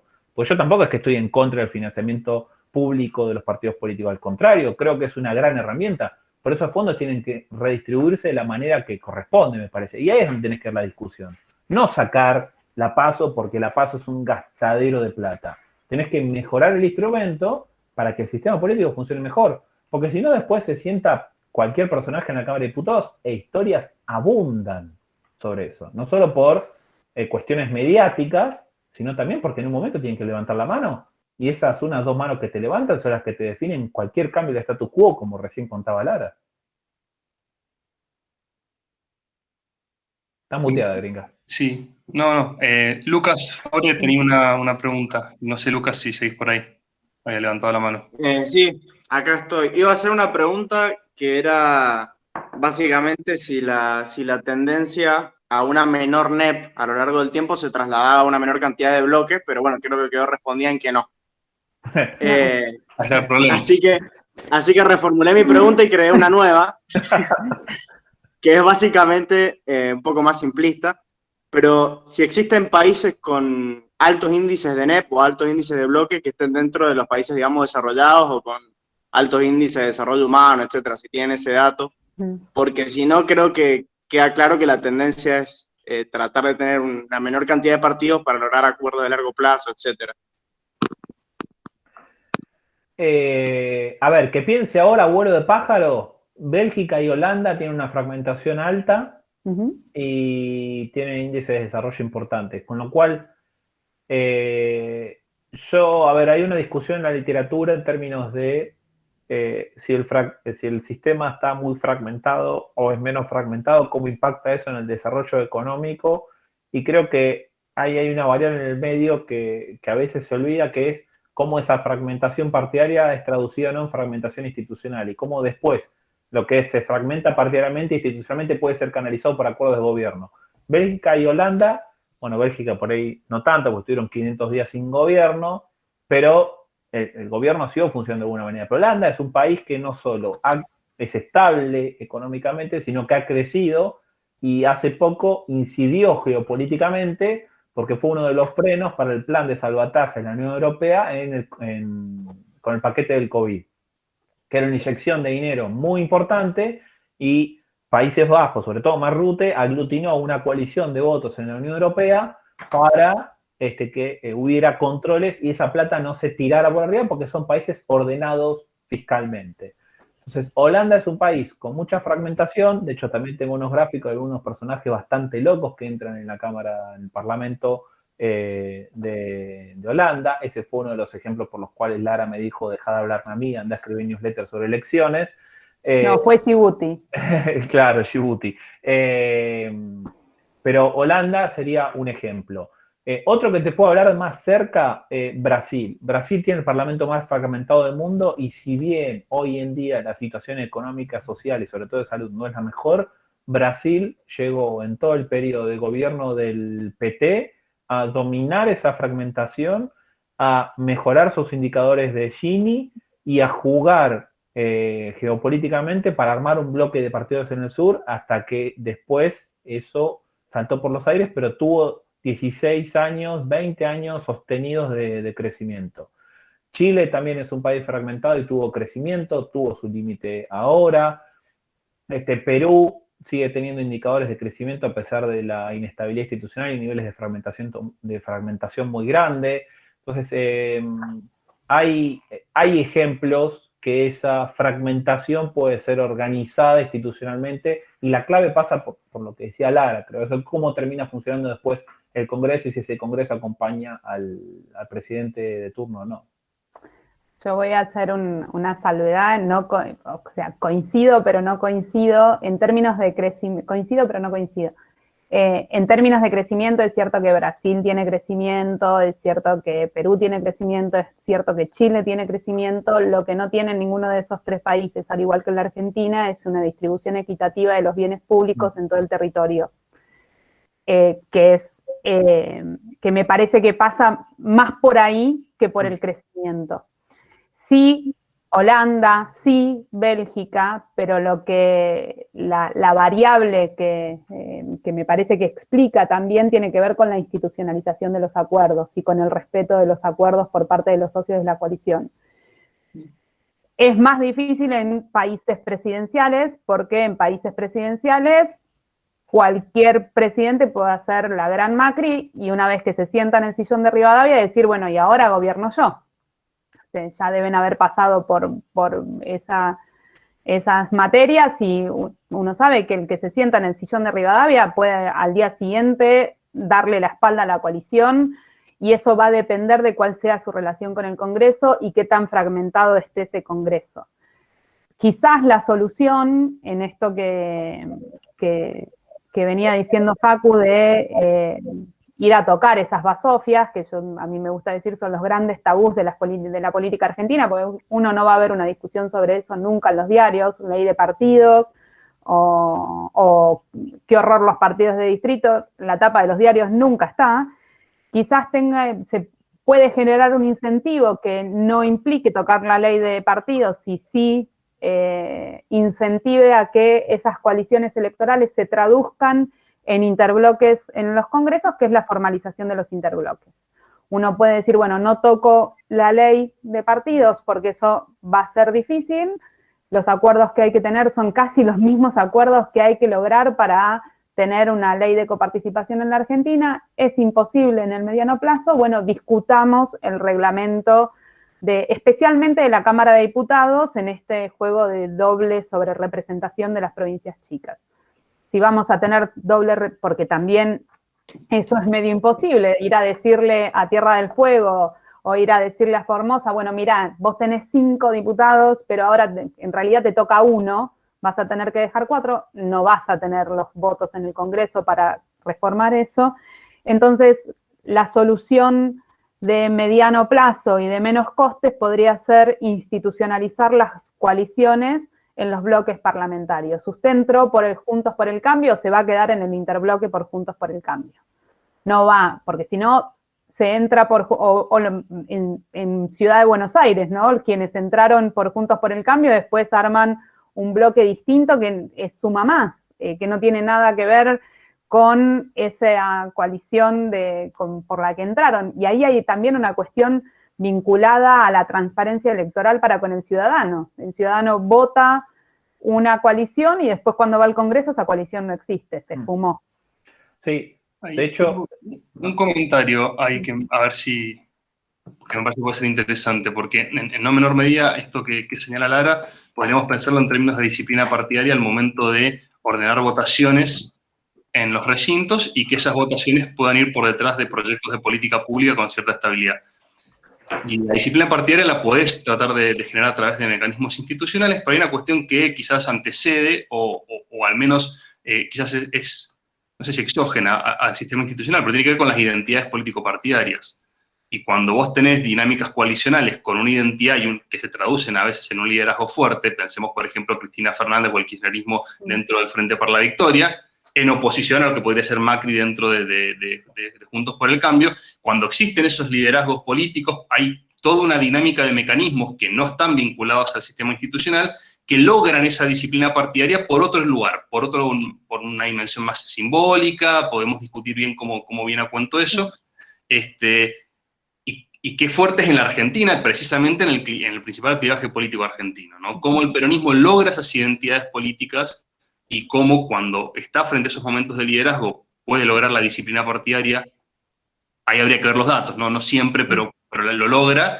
Y mi pregunta es, si no está más allá de lo institucional, que por supuesto favorecería eso y habría que pensar diseños institucionales en esa línea, si no tenemos también este problema de la construcción de los liderazgos y las identidades políticas, atravesando estas dinámicas de coaliciones que no terminan más allá de la centroizquierda y la centroderecha, que podrían ser un eje para tratar de explicarlos, no terminan de cuajar, ¿no? ¿Qué pasa en esa línea? Gringa, ¿vos, yo? Como quieras. Yo tengo una... Bueno, si querés, ahora anda vos y yo te contesto diciendo que estoy en acuerdo pero en desacuerdo con vos. En acuerdo pero en desacuerdo. Claro. Sí. Es cierto que la política argentina se estructura históricamente en liderazgos. O sea, y lo decía Alberdi cuando escribe lo que escribe, dice, bueno, no podemos, tenemos liderazgos territorializados y tenemos identidades políticas territorializadas, no es algo que descubrimos nosotros los politólogos, y acá lo escucho a Luis Tonelli siempre de fondo, Alberdi ya lo sabía, y agarra un montón de constituciones y dice, bueno, esta es la solución de menores costes para la Argentina, garanticemos que las identidades políticas territorializadas tengan un lugar en la política argentina. Mi preocupación profesional frente a eso es cuando la distribución, de nuevo, la distribución de bienes públicos más o menos equilibrada en todo el territorio, cuando un niñito de Salta depende de un liderazgo nacional que es fortuito y que es coyuntural para poder tener un plato sobre la mesa. O sea, así de crudo quizás, como para que se entienda lo que guió mi investigación durante todos estos años. Es, si vos no lográs institucionalizar de alguna manera que esa distribución sea acordada por todos los actores, que puede ser que ese niñito siga sin el plato sobre la mesa, pero por lo menos que estemos todos más o menos de acuerdo y eso nos genere tensiones cada 10 años, y solo dependés de la aparición fortuita de liderazgos, tu sistema político está en problemas. Y tenés un sistema político de equilibrios subóptimos, en el sentido en que cualquier cosa que vos toques va a desequilibrar todo el sistema, que nos lleva cada vez más a eso. Entonces, por eso yo decía, bueno, las soluciones de menores costes, sin ir a tocar esos tabús de la política argentina, pueden ser estas. Estas son las que se me ocurren, que son más rápidas, y quizás la más rápida hoy sea generar los incentivos para que las coaliciones electorales funcionen como coaliciones de gobierno dentro del Congreso Nacional, tocando simplemente el reglamento del Congreso. Pero si no, si tu sistema político depende de liderazgos, vas a tener problemas de política pública recurrentes. Más allá de la idiosincrasia política, que sí, que la Argentina es caudillista de alguna manera. Sí, y el propio sistema institucional reproduce eso, ¿no? A ver, un ejemplo de algo que me quedó en el tintero del anterior y ahora retomo lo de las identidades que presentaba Julio. Hoy el apoderado de las listas es provincial, la lapicera es provincial para las listas de diputados nacionales. Entonces, y el apoderado lo pone el gobernador, entonces las listas las definen en cada provincia. Y después se va a dar toda esta tensión y negociación. ¿Cuánto tiempo de celular gastás teniendo que convencer a los legisladores? Porque los tipos están acá, los gobernadores en las provincias, el jefe del bloque les dice algo, los gobernadores se ponen en tensión. Digo, ahí se genera todo porque la lapicera es provincial. Nacionalizando la lapicera, todo eso se acaba. Chau. Partidos nacionales y refuerzan más estos liderazgos nacionales y listo. Y se acabó. Como pasa en otros países. Son cargos nacionales, nacionalizar la elección de esos cargos. Si ya tenés los senadores que son provinciales, ¿por qué también los diputados nacionales? A ver, no significa que vaya a arreglar, pero sí va a colaborar en ordenar por ahí un poco después en el bloque. Tenés un problema después en los bloques y vas a poner esos impedimentos. Es que ya tenés jurisprudencia de la Corte Suprema que la banca es del legislador y chau. Entonces, vos tocás todo el reglamento que te dicen que es inconstitucional y... Hablando de otro tabú, de otro tabú de la política argentina. Ya tenés jurisprudencia con eso. Borocotó, la Corte Suprema bajó línea y chau. Y pasó también con las listas espejo en la definición de las elecciones de senadores nacionales en la Ciudad de Buenos Aires 2001 entre Bravo y Vélez, ¿no? Siguen apareciendo personajes. Entre Bravo y Vélez. Primera instancia le dio la razón a Vélez. Segunda instancia le dio la razón a Bravo. La Cámara le dio la razón a Vélez. O sea, fue y vino la decisión, quedó. Y después con Borocató pasó lo mismo y ya está el fallo de la Corte Suprema, listo. O sea, querés ir a tocar eso, ya no podés. Salvo que la Corte se desdiga. ¿Cuándo pasó eso acá? Jamás. Tiene que haber otra Corte. Yendo al tema de las identidades. Yo hoy creo que esta idea de ofrecer dos alternativas le rinde a la élite política porque las preferencias están estables. Hacía mucho tiempo en Argentina no tenías preferencias ciudadanas estables y eso se nota. Se ve porque la gente reproduce, digo, las políticas todas juntas es el comportamiento ciudadano reproduciendo la oferta de la élite. Si no, en las provincias se hubieran votado a la baña y eso no pasó. Entonces, hay preferencias ciudadanas estables que post-2001 eso no estaba, eran bastante inestables las preferencias, volátiles, cambiantes, distintas, y hoy están establecidas. ¿Colaboraron los liderazgos nacionales? Sí, hay un liderazgo muy fuerte que es el de Cristina, hay un liderazgo muy fuerte que es el de Macri, y eso aglutinó atrás. ¿Qué va a pasar cuando ellos salgan? Hay que ver quién viene detrás, y si todos los que vienen detrás van a estar juntos, y van a darle una oferta a la preferencia ciudadana para reproducir eso.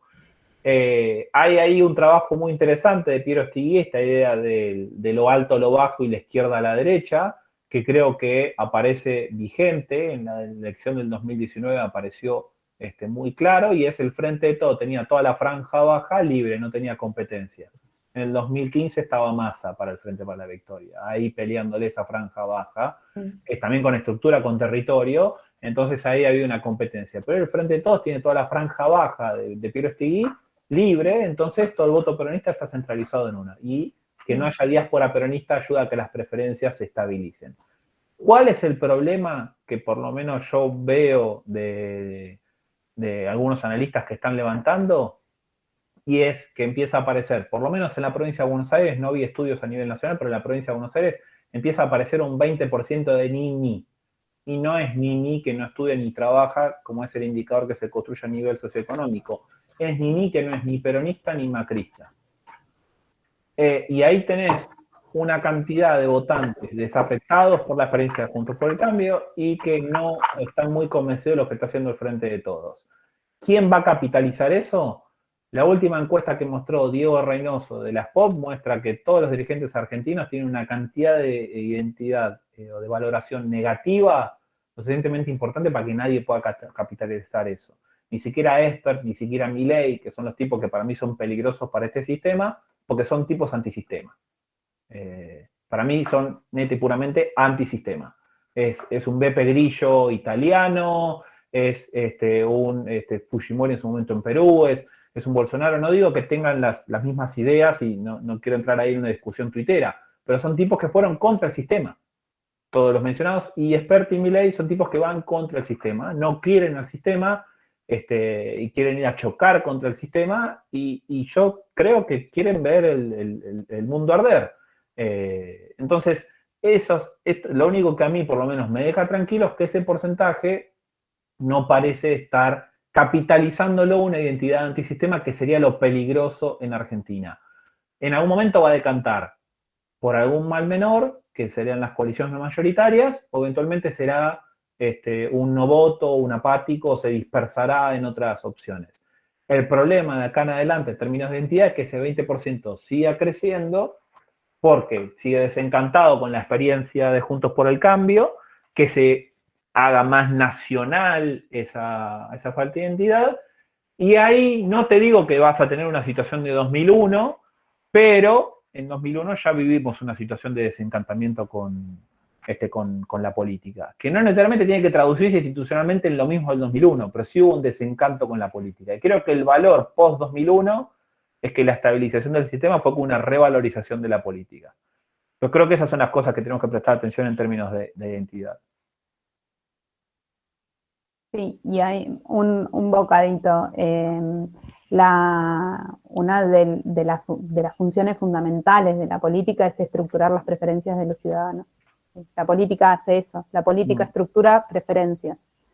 Y hoy no hay nadie que esté cumpliendo con esa función política, de estructurar preferencias. Las preferencias son estables, pero todo eso que muestra Diego Reynoso en su última encuesta de disponibilidad de preferencias sin que nadie las capitalice, puede ser un problema.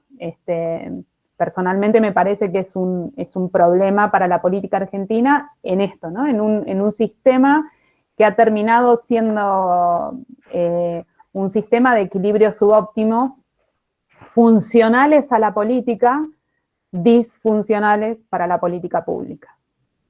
Y me parece que ahí está la clave, es cómo hacemos que la política vuelva a ser funcional para la política pública, que los gobiernos puedan cumplir con su función de gobernar más o menos de manera estable.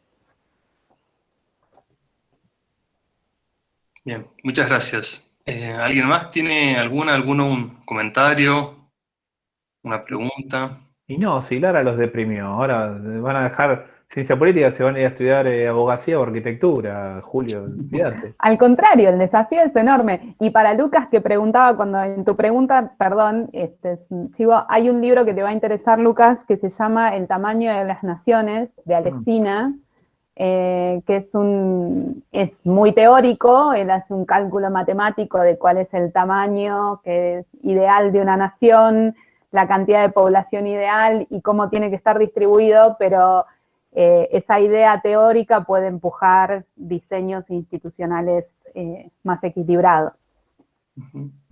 Te lo recomiendo. Dale, gracias, lo anoto. Me quedé pensando sobre el tema de la disciplina partidaria, ¿no? Esta cuestión de cómo lograr el tema de disciplina partidaria. ¿Han visto? Yo honestamente no conozco mucho datos sobre eso en Argentina, en el Congreso argentino, sí por ahí en otros congresos más estudiados, pero ¿han visto algún patrón en eso? Digamos, ¿han habido momentos de disciplinas mucho más fuertes? ¿La polarización o la dinámica de polarización asiste o ayuda? ¿O sigue siendo muy contingente al tipo de política pública o al tipo de legislación que se está tratando?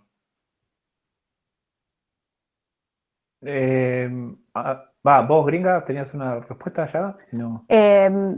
No, la contingencia se da cuando creo que la disciplina que es más provincial que partidaria. Igual está el trabajo de Andrés, Niño, no. Hay alguien que escribió sobre transfugismo que ahora no me sale el nombre. Sí, ya me va a salir. Hay un laburo Danilo de Justi escribió sobre transfugismo. Pero eso, claro, es un paso más de la no disciplina, que es, bueno, ya rompes con tu bloque y te vas. Que hay niveles de transfugismo, pero son más bajos que otros países. Ahí el transfugismo estamos muy alejados de Brasil, muy alejados de Perú, estamos más en niveles de Chile y de Uruguay, que son modelos más estables en términos parlamentarios. En términos de disciplina de levantar la mano, Argentina es muy, muy disciplinada. Ahí tenés laburos del Piojo Micosi, que lo midió. Ernesto Calvo también tiene un libro que es muy, muy interesante. Y en valores regionales, Argentina es muy disciplinada en ese sentido. El único momento en donde los partidos no son disciplinados es cuando hay libertad de acción, pero esa libertad de acción ya está charlada de antes. Libertad de acción me refiero a todos los proyectos que cruzan a los partidos políticos, porque los partidos políticos vienen de una tradición, sobre todo el radicalismo del peronismo, de tener a su interior las divisiones ideológicas. Entonces tenés peronismo de izquierda, de centro y de derecha. Tenés radicalismo de centro, de izquierda o de derecha. Y eso, ahí entra la lógica provincial que recién decía Lara. Cuando eso ves que va a hacer crujir, libertad de acción. ¿Y qué pasó? Con las ampliaciones de derecho, con matrimonio igualitario, interrupción voluntaria del embarazo, cuando se discuta cannabis, cuando se discute eutanasia, cuando se discute ampliación de derecho, cuando se discutió divorcio, no vi los datos, pero imagino que fue igual.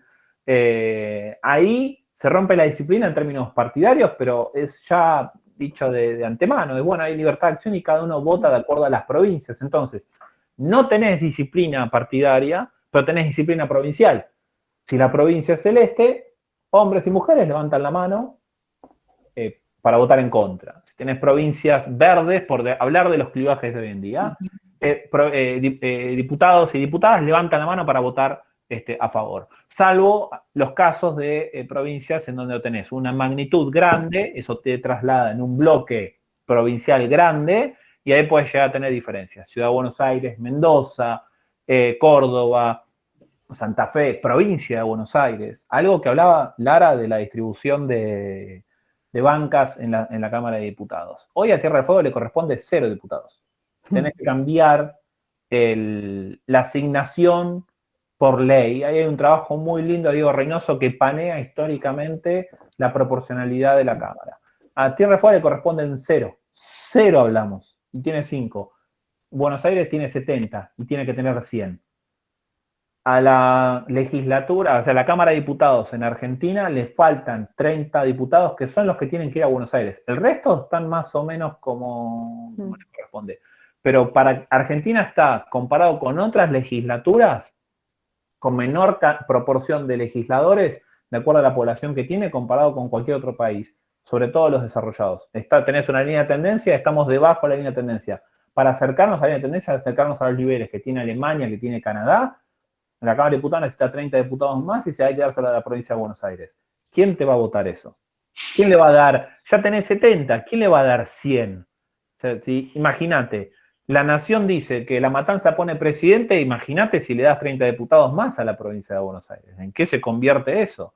Pero el mismo diario que se queja de la falta de federalismo argentino, tenía que decir. Claro, exacto. Pero bueno, eso es producto de la concentración de población y la concentración de actividad económica acá, donde estamos nosotros, retomando lo que decía Alberti y Lara. Pero yendo a lo de la disciplina, creo que en términos generales son disciplinados en términos partidarios y solo se rompe cuando se sabe que se va a romper y los bloques dicen, bueno, listo, voten de acuerdo a su conciencia. Y en otro tipo, no solamente cuando tiene que ver con ampliación de derechos, si ahora están siguiendo la política legislativa, al que le interese seguir la política legislativa, en este momento está en discusión, en este momento y desde el año pasado, la ley de etiquetado frontal de alimentos, y no hay, es muy difícil que se haga no solamente por el lobby de las empresas, sino porque hay provincias que van a defender la producción azucarera porque es la base de sustentación de la provincia, así como Mendoza en cada reforma de la coparticipación federal que hubo en la Argentina defendió la producción vitivinícola, al punto en que recién después de la última reforma constitucional tenemos vinos del sur, porque la producción de los vinos del sur murió por el fuerte lobby de la producción mendocina de vinos al momento de discutir la coparticipación federal todas las veces que se discutió. O sea, no son solamente aquellos, o sea, se ve y ocupa la tapa de los diarios la legislación que tiene que ver con la ampliación de derechos, pero cuando se tocan intereses económicos también las provincias son muy disciplinadas y ahí se cruza la variable partidaria o en el 2008, ¿no? Con el no positivo, la variable partidaria y la variable regional cruza absolutamente y los diputados y los senadores que saben que se tienen que dar vuelta y volver a hacer su actividad política, seguir su actividad política en su territorio, nunca van a votar en contra de los intereses de las provincias, salvo que de la nación haya posibilidad de distribuir otro tipo de recursos. Y aún así se mantienen fieles a su territorio. Lautaro creo que había levantado la mano, perdón, veía la manito ahí. ¿Lautaro? Buenas, sí. Tenía una pregunta para hacer sobre qué tan importante es el rol de la justicia electoral, más de los jueces electorales, y por qué en algún punto, aparte de lo institucional, apuestan tanto al multipartidismo y permiten la creación de tantos partidos, aparte del rasgo institucional.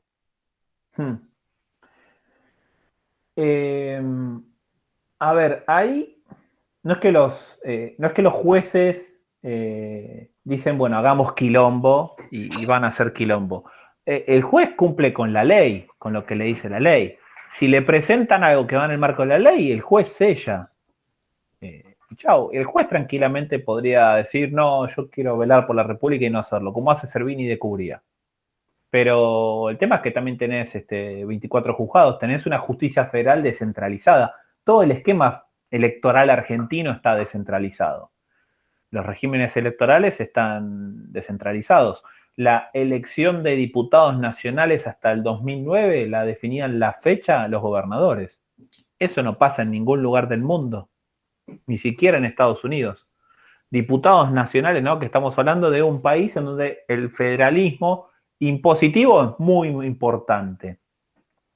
El país que en cierta medida dio nacimiento institucional al federalismo. No me voy a meter eso porque es terreno exclusivamente especial de Lara y cada vez que digo algo me dice que me equivoco y después me reta. No. Pero ni siquiera en Estados Unidos pasa eso. Hasta el 2009 los gobernadores definían la fecha de diputados nacionales. Ahí Néstor se hinchó las pelotas y dijo basta de esto y sacó la ley, que fue la ley que adelantó las elecciones a junio, después de que Macri las había adelantado en la ciudad, para evitar que la crisis económica de la burbuja inmobiliaria del 2008 impactara, y no solo le cobró una Macri, sino que aprovechó y la ley dijo, a partir de ahora la define el presidente, la fecha de diputados nacionales. Pero hasta 2009 la resolvían los gobernadores. Algo parecido pasa con la justicia federal, pero los jueces van a aplicar lo que dice la norma. En realidad, vos tenés que tener tú una discusión muy profunda de cómo funciona el entramado judicial electoral, y tenés que tener al mismo tiempo una discusión muy profunda de cómo funciona este federalismo electoral argentino. Pero ahí, de vuelta, estás cambiando el status quo para actores que no solo ya están acomodados, actores que tienen intereses, y todos sabemos que todas las reformas institucionales profundas son muy complicadas de implementar, sobre todo lo que concierne a reformas judiciales de ese calibre. Brasil encontró una solución, nacionalizó la decisión electoral. Pero ¿qué pasa? Tienen un sistema de lista abierta. Entonces, eso después te replica en la disciplina partidaria que mencionaba Julio en la Cámara de Diputados, sobre todo. Pero está nacionalizado. En Brasil, de hecho, tenés un federalismo importante y la cuestión electoral está nacionalizada. Entonces, los gobernadores van siempre con el presidente. No importa la fecha, define el presidente y al mismo día se elige gobernador y se elige diputados federales y se elige senadores. Y chau, las únicas desdobladas son las municipales. Pero cuando se discute política nacional va todo junto y también las estatales. Nosotros no solo tenemos, y también la regla electoral es la misma para todos. Los gobernadores entran por mayoría absoluta igual que el presidente. En Argentina vos tenés mayoría absoluta atenuada para presidente. Provincias que tienen mayoría absoluta con balotajes como Ciudad de Buenos Aires y Tierra del Fuego. Provincias que tienen el sistema nacional, como Chaco. Provincias que tienen mayoría simple, Mendoza, Santa Fe. Provincias que tienen reelección no permitida, Mendoza, Santa Fe. Provincias que tienen reelección indefinida, Formosa, Santa Cruz, creo. Provincias que tienen 2 mandatos. Provincias que tienen 3 mandatos, Salta, San Juan. Tenés toda esa disparidad de reglas. Provincias que tienen su propio sistema de boleta. Santa Fe tiene boleta única papel separada por categorías. Perotti acaba de decir que va a unificar con las elecciones nacionales. Quiero saber cómo van a hacer. Y ahí, el juez electoral de Santa Fe ya está puteando. La justicia ya está puteando ahí. ¿Cómo haces si vas a tener una urna para cada categoría provincial y otra urna para la nacional y vas a tener boletas distintas y todo? Es un quilombo. Es un enorme quilombo. Entonces, para tratar de que eso se ordene, me parece que hay que empezar a tocar la ley para que los jueces, ¿no? Cumplan con esa ley. Pero no pasa por el tema del juez o jueza, creo. Igual son mayoría de jueces, ¿no? Pero no pasa por el tema de la justicia. Creo que pasa por el tema de la ley. Y el juez está para aplicar la ley y chao. Y si la ley dice, y el juez lo va a hacer, porque no puede no darle el derecho a alguien que dice, estoy cumpliendo con la ley, dame ese derecho. Entonces tenés que ir a trabajar con la ley. Me parece que pasa por ahí más que nada, Lautaro. Leo, creo que habías levantado la mano también. ¿Puede ser? Sí, ¿qué tal? ¿Cómo les va? Buenas Hola, tardes. Muy buenas las exposiciones de ambos. Y quería hacerle una consulta, en este caso a Facundo, que más o menos por lo que venía siguiendo en tus publicaciones en Twitter, había hecho un análisis reciente de las elecciones en Chile, sobre, bueno, si había alguna posibilidad de que a partir de la reforma electoral del 2017 se abriera un escenario en el cual fuera posible un escenario de mayores coaliciones, ¿no es cierto? Si te podías explayar un poquito sobre eso.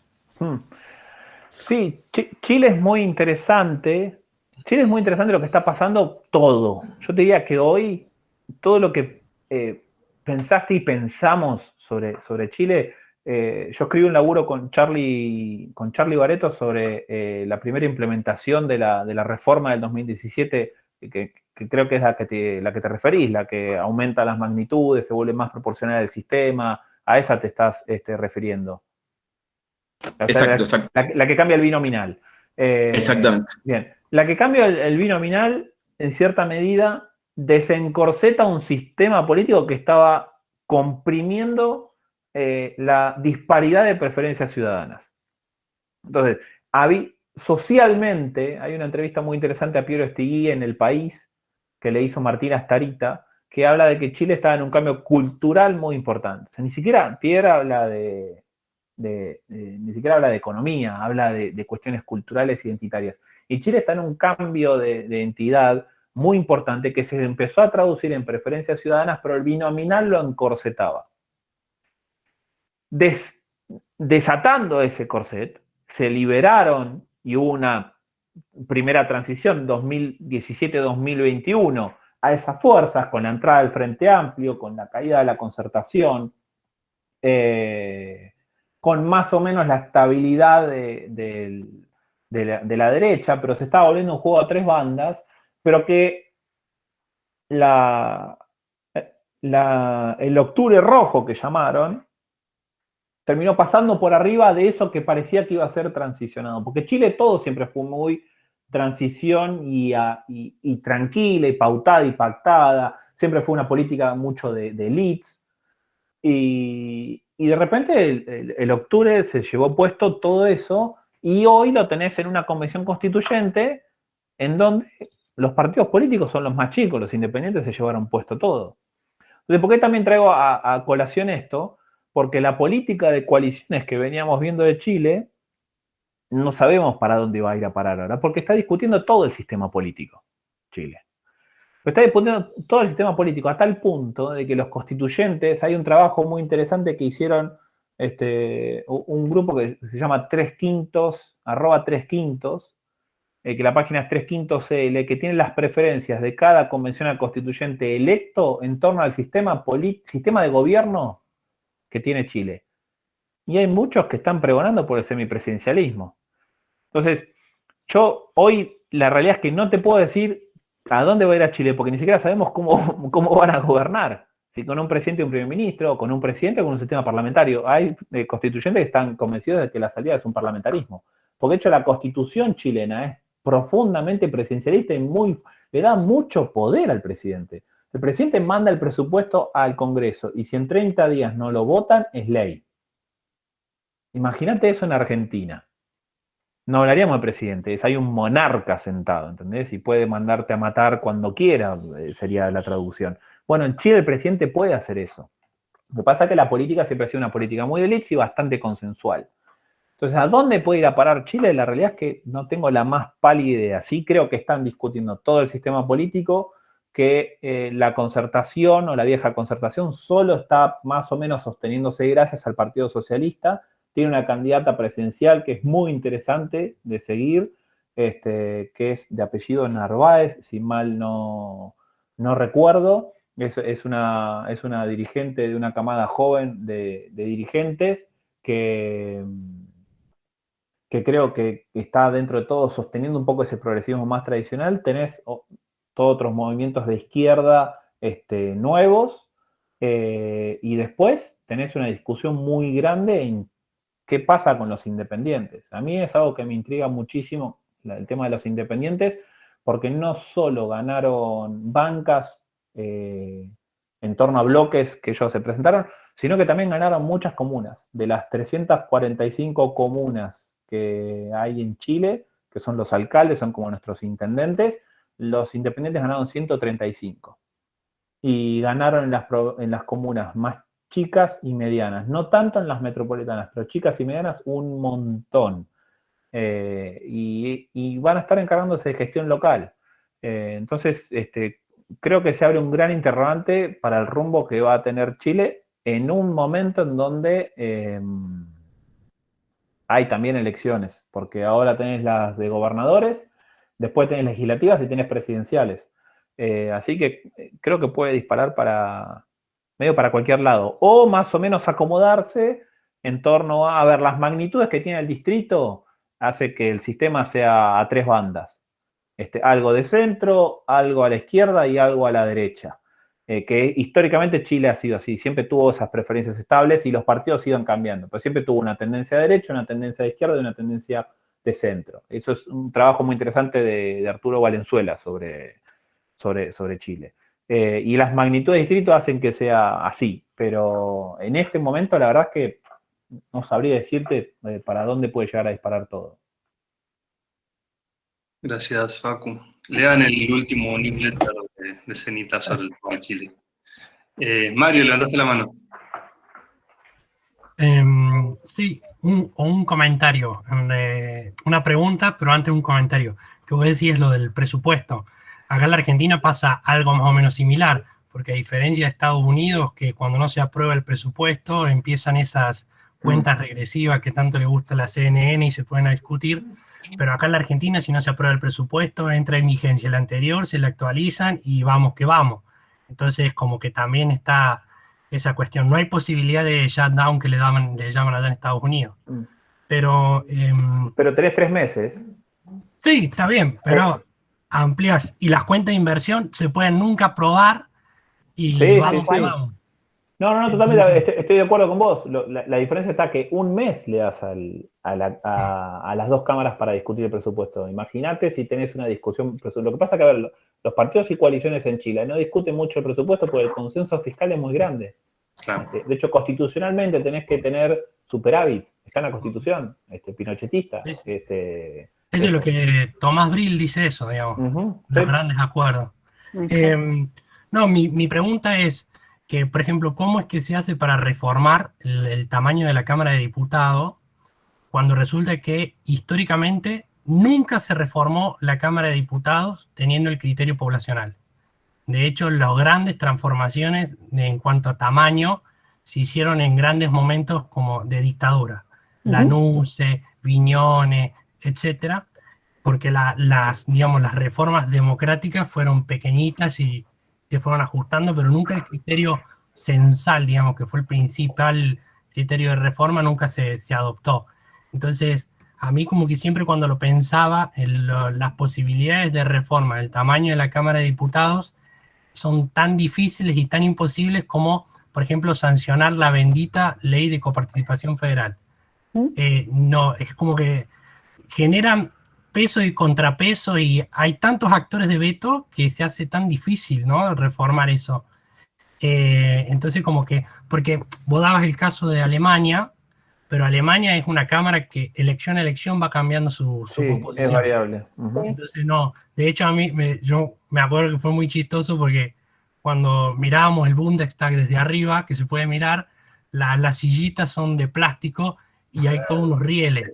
Entonces, constantemente, como tienen que estar cambiando el tamaño de la cantidad de legisladores, entonces ni se gastan en establecer sillones fijos. Entonces vos vas al Parlamento nuestro y esto, unos sillones tan pomposos, tan bonitos. Pues sí, si yo tengo que ampliar, tengo que hacer un edificio totalmente nuevo. Entonces, desde ese comentario ese caso, ese ejemplo tan, digamos, nimio, de color, qué sé yo, a los grandes costos políticos que implica el llevar adelante una transformación de eso, porque es atacar de base la estructura de poder y negociación de las provincias. De las provincias más chicas. Totalmente. Que fueron siempre las protegidas desde la primer Constitución Nacional. Sí.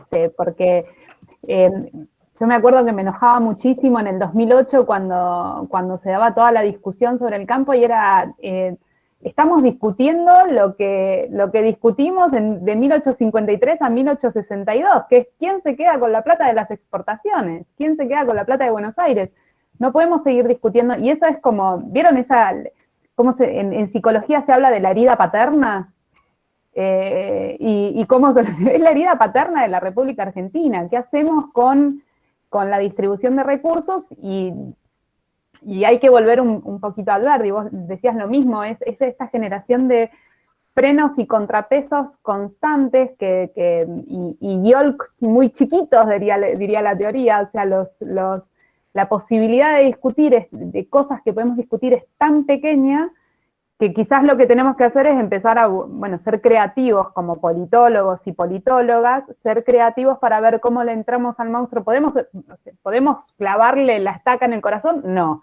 Bueno, ¿cómo hacemos para debilitarlo desde las afueras? Para ir haciendo pequeñas reformas que vayan modificando los incentivos de los actores. Pero a mí no se me ocurre en términos institucionales otra solución. Sí, a ver, tuviste una reforma constitucional en el 94 que se sentaron dos tipos en una casa en Olivos y dijeron, bueno, ¿querés la YY? Entonces, dame el tercer senador. Entonces creo que va por ese lado. Y eso se pudo hacer. Pero bueno, se sentaron dos líderes de partidos nacionales. Hoy no tenés dos partidos nacionales, tenés coaliciones nacionales.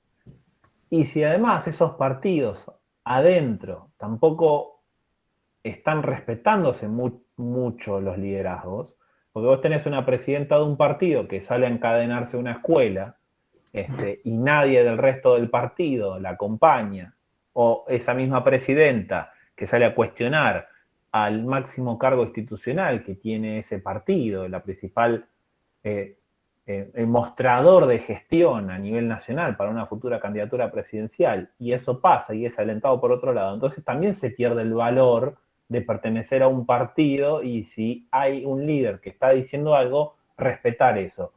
Y no le pasa solamente a ese partido, también le pasa al peronismo. Tuviste una discusión que fue carne para hienas, porque fue carne para hienas por lo de la tarifa del gas. Tarifa. Que tuviste que resolver con una foto de dos personas sentados en un despacho diciendo, bueno, listo, hay calma, y el periodismo oficialista hablando de que hay calma, y del otro hay sangre. Entonces, si eso te pasa al interior de los propios actores, entonces son muy bajas las condiciones para que eso pase. Pero si ya se agregó un tercer senador por provincia, se habilitó la reelección, que venía incluso, ya se había aprobado con la Constitución peronista, pero posteriormente eso se volvió no sé si un karma, pero un tabú para el peronismo, y todo el no peronismo era, no tiene que haber reelección, no tiene que haber reelección, no tiene que haber reelección. En un momento el no peronismo le da la reelección al peronismo, por decirlo de alguna manera, y se dio el tercer senador, y se dio la jefatura electa de la ciudad de Buenos Aires, con todo lo que implicaba, ¿no? Lara hablaba mucho de la historia institucional, todo lo que implica darle a la ciudad de Buenos Aires la posibilidad de elegir a la jefatura de gobierno, con el proceso de construcción de identidad institucional que tuvo la ciudad de Buenos Aires. Si eso se dio, entonces en algún momento podés llegar a tener esa discusión donde dos personas se sienten y digan, mira, tenemos que arreglar esto, y que eso después sea replicado para abajo. Bueno, ¿cómo se da? Le das los 30 diputados que le corresponden en la ciudad de Buenos Aires. Bueno, en las provincias le vas a tener que dar algo para que te voten eso. Porque por ahí las chicas se enojan un poco, pero tenés que ir a convencer a Santa Fe, a Córdoba, a Mendoza, a Tucumán. Tenés que ir a convencer a las medianas o grandes que están ahí, que te van a dar los votos. Y si las chicas patalean, pero por lo menos a ellas vas a tener que darles algo. Que, no sé, si la caja jubilatoria o lo que te estén demandando en ese momento, o alguna ventaja institucional. Bueno, suponete que a Buenos Aires le corresponden 30, listo. A Buenos Aires le das 20, le das 15 más, y las otras las repartís entre las otras. Si te la van a ir a votar, y vas a tener una asamblea un poco más grande y un poco más cercana a la proporcionalidad. Porque si no, la primera tapadera que vas a tener es, Buenos Aires ya pone presidente, ahora también va a tener cualquier bloqueo institucional adentro, porque vas a tener 100 bancas sobre 288. Y ahí... Buenos Aires, entonces. Che, y Facu, el trabajo de Reynoso que citabas vos, dice de que a Cava hay que sacarle diputados. ¿Se lo sacan los diputados? No sé cómo salió el último. Queda grabado, acordate. es que sí, a ver, sí, obvio. Sí, obvio que le tenés que sacar a Ciudad de Buenos Aires, si tiene de más, que es la única que está sobre representada, digo, en términos muy grandes sobre representada. Alguna puede tener una, dos más, qué sé yo, pero es la única que aparece sobre representada, así que sí, le tenés que sacar eso. O la otra alternativa que también te da Diego, que lo dice medio entre líneas, es cambiar el criterio poblacional. Agarrá y ajustar el criterio poblacional, tiene que ser una cada tanto, y por lo menos ajustar la norma a lo que es la realidad. Si no podés ajustar la realidad a lo que es la norma, hacia la inversa, y chau. Lo que pasa es que eso Pero ahí tenés que ir a tocar la Constitución. Sí, bueno. Que esto es lo que todos quisiéramos, pero nadie se anima, porque es abrir la caja de Pandora nuevamente. Bueno, pero sin un liderazgo nacional, sin liderazgos nacionales estables, porque para tocar la Constitución tuvo que haber 2 liderazgos nacionales estables, que tomaron la decisión, es cierto, yo ahí coincido con Facundo, tomaron la decisión en la Quinta de Olivos, pero después la dinámica política mostró que no había habido mucho acuerdo a nivel subnacional con esas decisiones. Entonces... Sí, es lo que dice Carlos Acuña, digamos. Menem sacó el volante y lo mostraba por la ventana. Claro. Sí, yo creo que para mí, bueno, siendo bueno, ¿no? También con la pregunta que hice, yo creo que la reforma de la Cámara de Diputados tiene una ventaja que no tiene, por ejemplo, la coparticipación, la reforma de la ley de coparticipación. La ley de coparticipación exige unanimidad de los actores. Sí. Para reformar la Cámara de Diputados no la necesitas. Pero además podés también apelar al criterio democrático, ¿no? Porque los criterios de asignación de diputados vigentes provienen de un decreto ley de la dictadura. Entonces, vos podés apelar al criterio digamos, una deuda pendiente que tiene la democracia argentina, el reformar el tamaño de la Cámara, entonces como que tenés un fuerte argumento legitimador para reformar la Cámara, ¿no? Entonces que te podría llegar a... Ahí podés apelar al criterio democrático en ese sentido y podés apelar al criterio democrático en el sentido de Stepan, que es la sobrerepresentación atenta contra la idea de una persona, un voto de la democracia. Entonces, en los federalismos vos siempre tenés una segunda cámara de representación territorial que protege las identidades provinciales y a las provincias más pequeñas. Listo, está el Senado. Lo que tenés que hacer es democratizar en los criterios de Stepan la Cámara de Diputados para que sea una persona un voto, porque si no el voto del ciudadano, la clásica, que lo dicen bien Gibson y Calvo también, es el voto del ciudadano de Tierra del Fuego, vale 30 veces más que el voto del ciudadano de la provincia de Buenos Aires. Y eso es antidemocrático. Ahora, para tocar eso, requerís de acuerdos a nivel horizontal. Estudiamos poco en la ciencia política argentina los acuerdos interprovinciales a nivel horizontal. No los miramos.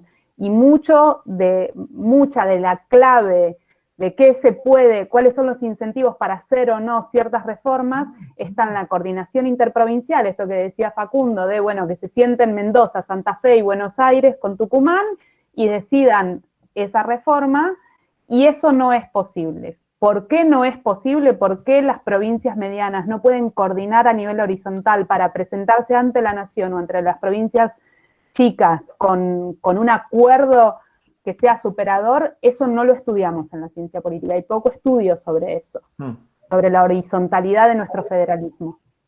Sí.